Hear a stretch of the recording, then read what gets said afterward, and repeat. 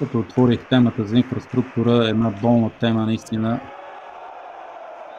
Но преди това да отчетем доброто изпълнение на Станков с червената фанелка и мога да споделя, че тези емоции са неописуеми и страшно мотивиращи. Усещаме, че точки се правят и с не чак толкова силен начален удар. Браво, браво, 1-1.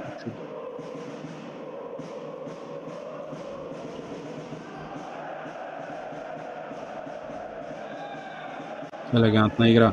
Значи това ще бъде доста по-сложно и по-трудно. И дано тези фенове изпълнение на Елиот Ван де Влахер. Има го в играта, трябва да признаем, че топката беше позиционирана. Възможност. Добре. Кой? Барзакович.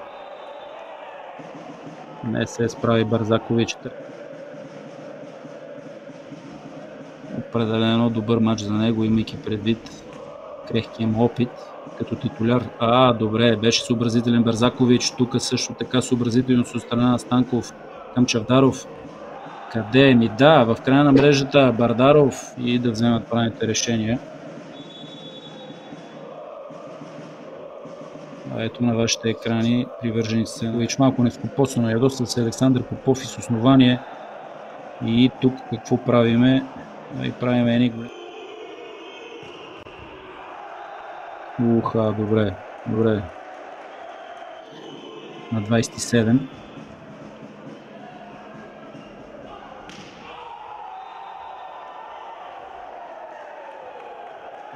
Радва се Барзакович, но направо атака по правата, този път не успя при първия си опит.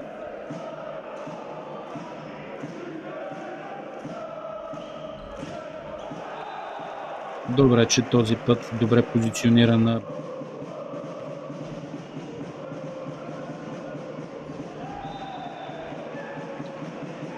Бяхме излагани тук. Играят на максимум възможностите си за момента. Чудесно изпълнение. Трябва да отчете пак нескопосани подавания за ръце отдолу на голяма част от нашите волейболисти. Вау, какво се случва тук? Какви с тия защити? С една ръка, плонжове. И в крайна сметка радост за волейболистите с зеления екип. И ЦСКА е по-близко до спечелване на третата част. Държим отиграването в края на мрежата или по принцип отиграването. Ето сега поредна грежа на сметката на армейците. Отново Чавдаров. Отново игра на висока топка. И чудесна игра на Митев. Изчака Попов да се ядосва от действия на своите волейболисти. Чудесно.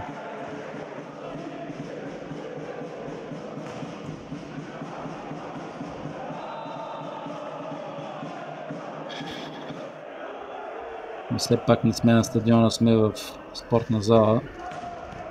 Имаме един такъв спомен назад в историята. С добра серия беше в третия гейм, но това да продължи и сега. Справят се с посрещането и се справят се с атаката.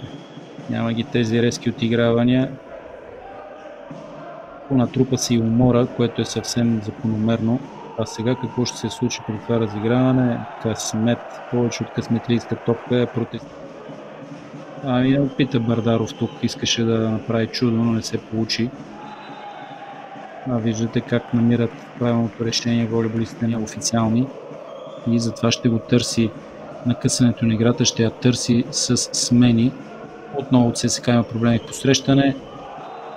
И добре, че тук най-съобразителна защита, възможност за брекпойнт и отново неразбирателство в червено. И този матч ще продължи в тайбрек след 25 на 2 изпълни. Бардаров се справя. Добре, че се справя и това е показателно. Който греши по-малко, той печели. Тук записам успешна атака на вкуса, който се иска на хората в залата.